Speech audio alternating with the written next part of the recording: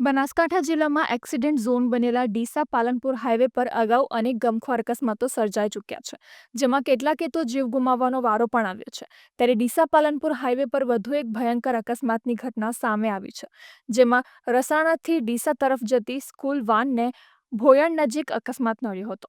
School van અને car વચ્ચે ધડાકાભેર અકસ્માત સર્જાતા સ્કૂલ વાન પલટી મારી ગઈ હતી.